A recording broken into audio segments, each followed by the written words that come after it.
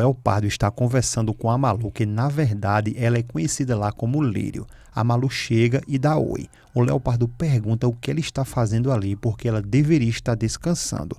A Malu responde que está se sentindo muito bem e pode jurar por isso.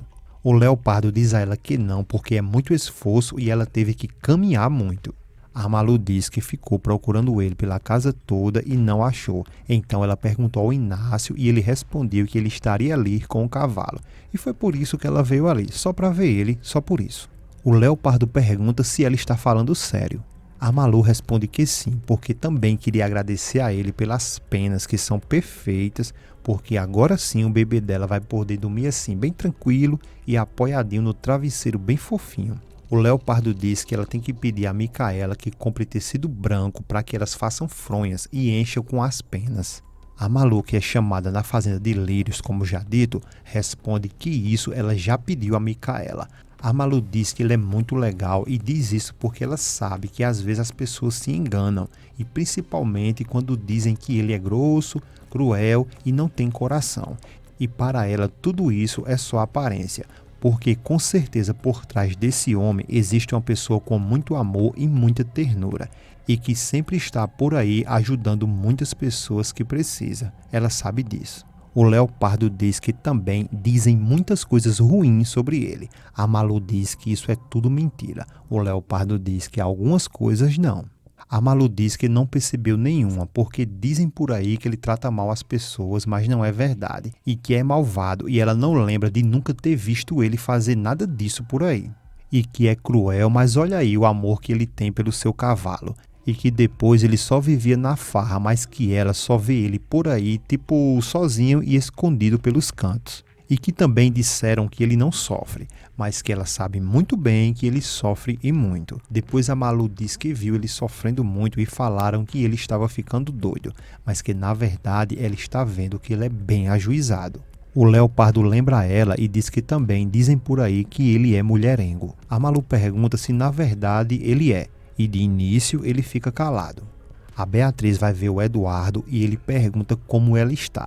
Ela fala que está muito bem. Eduardo diz que logo logo ela vai dar à luz. E como toda mãe, ela deve estar muito ansiosa a dar à luz. Ela confirma que sim. A Beatriz diz que quer que nasça logo e que passe logo os primeiros dias para que assim ela possa voltar a trabalhar novamente e também dar um rumo à vida dela. O Eduardo pergunta se ela decidiu assim e sem pedir a opinião dele. A Beatriz diz que acredita que ela que deveria fazer isso sozinha. O Eduardo fala que a decisão realmente é dela e depois ele pergunta pela Elsa. A Beatriz diz que ela está com os pais delas esperando. O Eduardo pergunta esperando o quê? A Beatriz responde que para que resolva logo o divórcio com o Nelson. E quando ela puder ficar livre, ela vai poder ser a esposa dele. E pergunta ao Eduardo se não é assim. A Beatriz já responde e diz que na verdade ele não precisa nem responder, porque de qualquer modo ela já sabe a resposta. E pede para que ele não tenha pena dela, porque ela sabe muito bem o quanto ele amou a Elsa. E ela também sabe muito bem que ele se aproximou dela, da Beatriz, um pouco por consolo e um pouco por compaixão. O Eduardo interrompe e diz que isso não é verdade. A Beatriz diz que ele não precisa aliviar o lado dela e nem muito menos se desculpar, porque ela entende perfeitamente e não vai fazer nenhuma reclamação, que em primeiro lugar ele nem merece, e em segundo a Elsa vale 1000 vezes mais do que ela. O Eduardo interrompe ela mais uma vez e diz que isso também não é verdade. A Beatriz diz que além de tudo isso, ela, a Elsa, já estava na vida dele muito antes que ela aparecesse. O Eduardo diz que a Elsa deixou ele por outro homem. A Beatriz diz que agora ela voltou para ele e ela ama ele. O Eduardo diz que não tem certeza disso. A Beatriz diz que ela vai ter um filho, já a Elsa estará sozinha. Eduardo, por sua vez, fica pensativo. Na casa do Miguel, a Tininha está estudando com a Branca e depois elas duas comemoram porque a Tininha acertou todas as lições. No quarto da Viviana, ela está conversando com a Ofélia e diz que essa noite ela quer ficar deslumbrante porque não sabe quem é a sua rival e não quer ficar por baixo dela. A Ofélia diz que ela é muito insistente em arrumar problemas com o Miguel e pergunta por que ela não deixa as coisas como estão. A Viviana diz que é claro que não, porque ela precisa saber quem é ela e precisa surpreendê-los. A Ofélia responde que é aí onde o João Miguel toma a decisão e separa dela. A Viviana diz que ele não vai porque ela está com amnésia e pergunta se ela não se lembra disso. Em seguida, a Branca começa a tossir e o Miguel vem chegando e pergunta se ela está se sentindo mal. Ela responde que acha que sim, porque está sentindo o corpo dela um pouco dolorido. O Miguel diz que isso talvez seja uma gripe forte. A Branca fala que a garganta dela está doendo muito e ela acha que está com algum gânglio inflamado.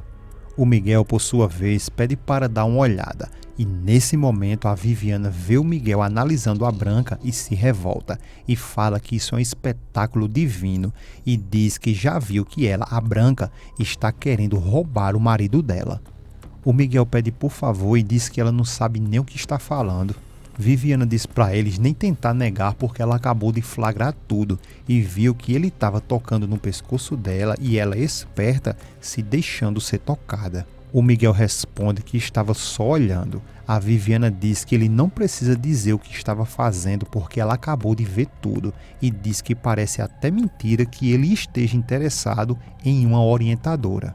A Branca tenta interromper e diz que não é nada disso que ela está pensando. A Viviana começa a humilhar a Branca e diz que a Branca é uma mulher muito insignificante e nem um pouco atraente e que nem tem como casar porque acredita que nenhum homem olharia para ela. O Miguel diz que é melhor a Viviana parar de falar. A Viviana dá um grito no Miguel e diz que ele não dá ordens a ela. O Miguel fica mais revoltado ainda e diz que ela, a Viviana, faz a vida dele impossível e ele já está cansado disso. Depois o Miguel pede para ela deixar ele viver em paz e quando ele vai saindo ela pede para ele esperar. O Miguel responde que não quer falar com ela porque ela cansa ele, abusa da paciência dele e que lhe perturba o tempo todo e que ela está conseguindo que a cada dia ele se afaste ainda mais dela. Em seguida o Miguel vai embora. Depois que o Miguel vai embora, a Branca pergunta por que a Viviana faz o Miguel tão infeliz. A Viviana mete-lhe um grito na Branca e manda ela sair e ir embora para o quarto dela imediatamente. A Branca tenta questionar, mas a Viviana manda ela sair dali porque ela é muito intrometida e manda ela desaparecer da vista dela. Depois que a Branca chega no seu quarto, ela chora muito e depois ela se ajoelha e olha para o espelho e escuta a sua outra personalidade dizer que ela não se preocupe e que em breve ela, a Viviana, vai pagar por todas essas ofensas e humilhações que ela está fazendo ela passar.